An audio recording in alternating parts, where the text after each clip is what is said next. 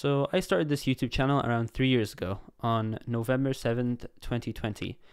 The initial goal was to have a YouTube channel where I can have a fresh list of subscriptions and kind of just because I had my old YouTube channel, my music one, where I posted all of my music back in the day for a long time, and my subscriptions list was kind of old, and I just basically kind of wanted to refresh it, start it again, and just populate it with my main new interests. So I made this channel, and I thought it would be fun to start streaming and to start making YouTube videos.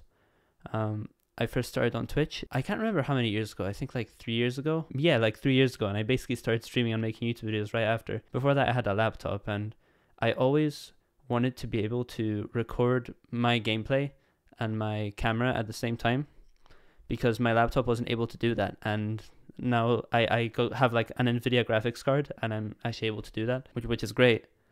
It's something I always wanted to do. I started streaming around the beginning of my college course, the first year. The initial goal was so that I could have a way to improve my public speaking abilities and improve my self-esteem. I had been lacking that for a pretty long time. It's not really a big deal anymore, but it's mainly because I was always a slow speaker and I couldn't enunciate what I was saying really well.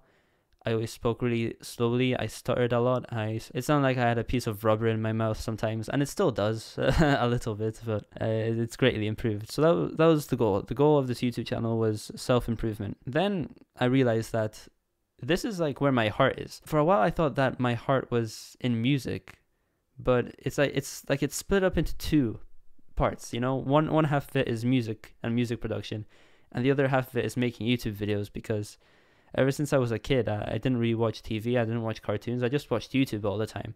I love YouTube. It's great. It feels so personal and amazing. And it still does, even if nowadays it's a little bit more commercialized because everybody's trying to make money. But, you still have these YouTube creators, and it's, they're like the main person running the channel, and it's really personal. And I like it a lot. I like the idea that anybody can create. At the beginning, my goal for my YouTube channel was to reach 100 subscribers. And that's because back in the day, I heard from my friend that only like 10%, actually it wasn't from a friend, I think it was on a Reddit thread or like a Twitter thread or something, I can't remember. Somebody said that only like 10% of all YouTube channels in the world have 100 subscribers or more. And obviously that makes sense because most people don't post videos on their YouTube channel. But, I thought, wow, 10%. What if I could be part of the 10%? That would be insane.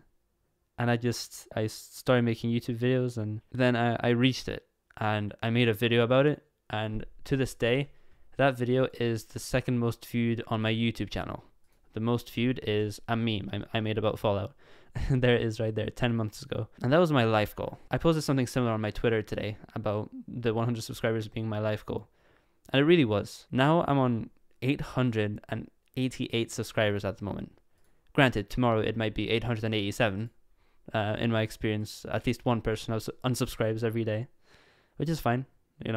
Sometimes you subscribe to a channel, you realize that you don't actually like their content, so you unsubscribe. But still, that's 888 people at least who saw one of my videos, went to my YouTube channel, liked my video enough to click that subscribe button and have my channel on their subscriptions list. And thinking about that did wonders for my self-confidence today. And it was the same 10 months ago when I reached 100 for the first time. 100 whole people went to my channel. I'm not grateful enough because this has kind of died down. At the beginning, it was kind of like, well, 100 subscribers, that's so many, that's 100 whole people. And I was like, I'm almost desensitized to it. It's like, I just kind of look at that 800 number every day and I'm like, oh, that's a thing.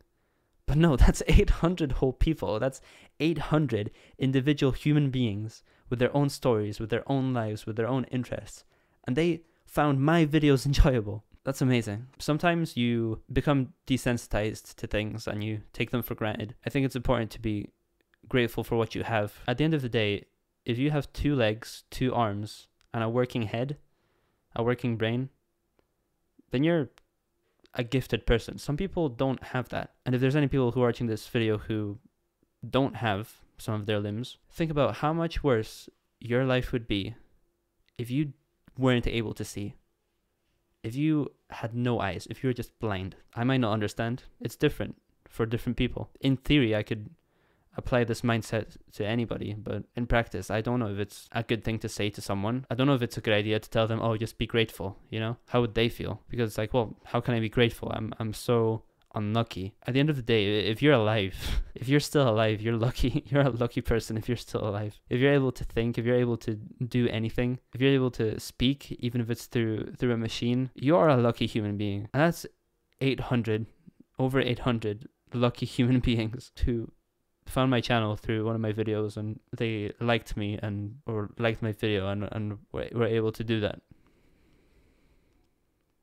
And that means a lot. So thank you. I couldn't be more grateful for you. That's all I wanted to talk about. Goodbye.